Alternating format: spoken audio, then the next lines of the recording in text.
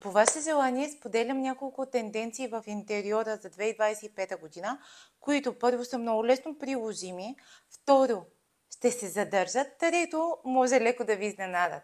Първата тенденция е добавянето на щипка романс към интериора. Декоративна възглавничка от дантелка, каренцето на баба на трапезарната маса, кресло за четене във ъгъла на всекидневната, сива лампа и просто ваза с цветя.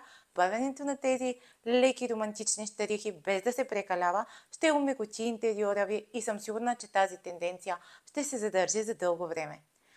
Тенденция номер 2 са дълбоките наситени земни цветове, като бургунди, кафяво, зелено, графитено. Не всеки би инкорпорирал тези цветове в големи пространства в интериора си. И малки детайли като лампа, картина, декорация, одеяло или възглавница биха били достатъчни.